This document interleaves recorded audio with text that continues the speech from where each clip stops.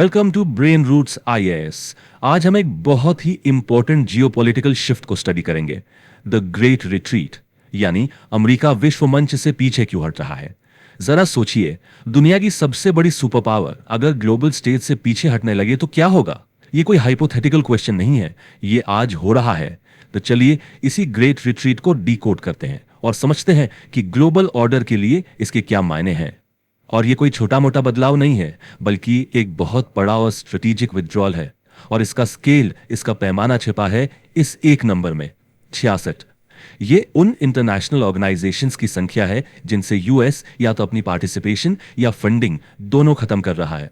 इसमें 35 non UN और 31 UN affiliated bodies शामिल हैं। मतलब ये एक बहुत ही मैसिव विड्रॉल है। तो इस पूरे टॉपिक को समझने के लिए हम इसे 4 पार्ट्स में देखेंगे। सबसे पहले अमेरिका स्टेप्स बैक में हम देखेंगे कि यह विड्रॉल हो कैसे रहा है। फिर द अमेरिका फर्स्ट डॉक्ट्रिन में हम इसके पीछे की आइडियोलॉजी को समझेंगे। तीसरे सेक्शन और रिपल इफेक्ट में हम इसके ग्लोबल कॉन्सिक्वेंसेस को एनालाइज करेंगे। और आखिर में द न्यू ग्लोबल ऑर्डर में हम देखेंगे कि भविष्य में दुनिया कैसी दिख सकती है।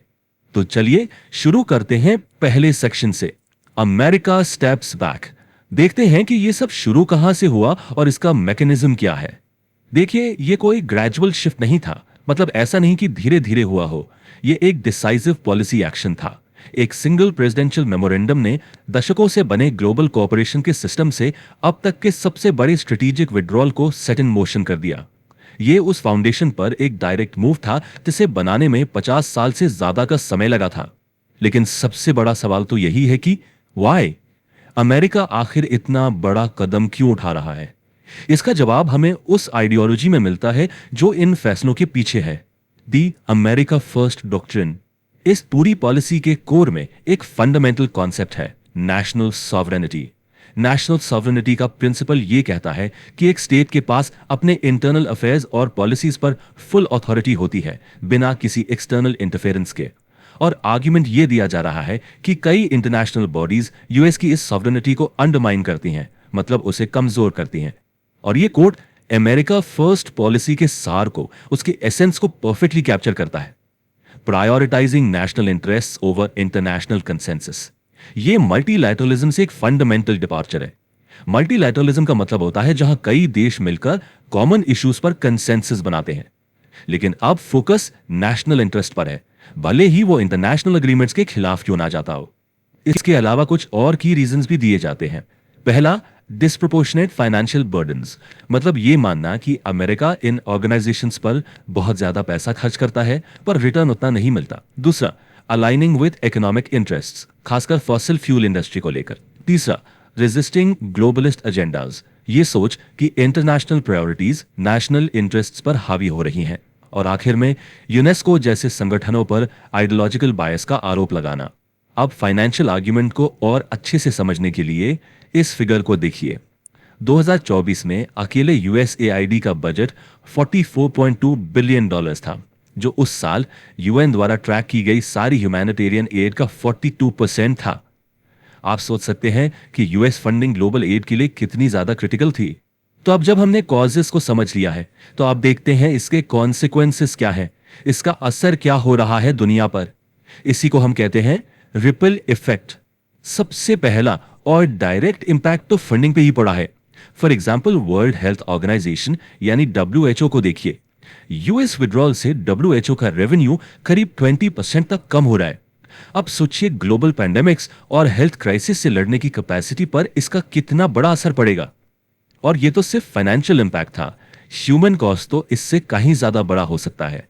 द लैंसेट, जो कि एक बहुत रेप्यूटेड मेडिकल जर्नल है, उसके एक स्टडी प्रोजेक्ट करती है कि इंटरनेशनल एड में कटौती की वजह से 2030 तक 22 मिलियन, मतलब 2 करोड़ 20 लाख से ज्यादा मौतें प्रिवेंटेबल कॉजेस से हो सकती हैं। ये एक बहुत ही सोबरिंग स्टेटिस्टिक है। जब भी कोई बड़ी पावर पीछे हटती है तो एक पावर वैक्यूम क्रिएट होता है, और पॉलिटिक्स में वैक्यूम ज्यादा देर तक खाली नहीं रहता। यूएस के रिट्रीट करने से जो गैप बना है, उसे भरने के लिए चाइना बहुत तेजी से आगे आ रहा है, चाहे वो यूएन सिस्टम में इन्फ्लुएंस बढ़ाना हो या रिन्यूएबल एनर्जी जैसे फ्यूचर मार्केट्स को लीड करना हो। और इसके सिस्टेमिक इंपैक्ट्स भी हैं। मल्टीलैटरलिज्म फ्रैगमेंट हो रहा है, मतलब बड़े ग्लोबल प्लेटफॉर्म्स की जगह छोटे छोटे रीजनल ग्रुप्स ले रहे हैं। क्लाइमेट चेंज और पीस एफर्ट्स जैसे ग्लोबल गवर्नेंस के मुद्दे कमजोर पड़ रहे हैं। यूनिवर्सल रूल्स की जगह बायलैटरल डील्स ले रही हैं और इंटरनेशनल फोरम्स में एक दूसरे पर ट्रस्ट एरोड हो रहा है। तो हमने प्रॉब्लम देख ली, उसके कॉन्सिक्वेंसेस भी देख लिए, पर क्या सब कुछ नेगेटिव ही है या इसमें कोई अपॉर्चुनिटी भी छिपी है? अपने फाइनल सेक्शन में हम फ्यूचर की ओर देखेंगे और ये सवाल पूछेंगे, क्या ये क्राइसिस एक न्यू और बेटर ग्लोबल ऑर्डर का रास्ता बना सकता है? और यहीं पर, जैसा कि कहते हैं, हर क्राइसिस में एक अपॉर्चुनिटी होती है। कई एक्सपर्ट्स का मानना है कि यह सिस्टमिक क्राइसिस मल्टीलैटरल रिफॉर्म के लिए, यानी बहुपक्षीय सुधार के लिए एक बहुत बड़ा अवसर भी है। शायद ये वही शौक है जिसकी जरूरत ग्लोबल गवर्नेंस में लॉन्ग पेंडिंग रिफॉर्म्स को पुश करने के लिए थी। तो आगे का रास्ता क्या हो सकता है? एक्सपर्ट्स इसके लिए एक 4 स्टेप फ्रेमवर्क सजेस्ट करते हैं।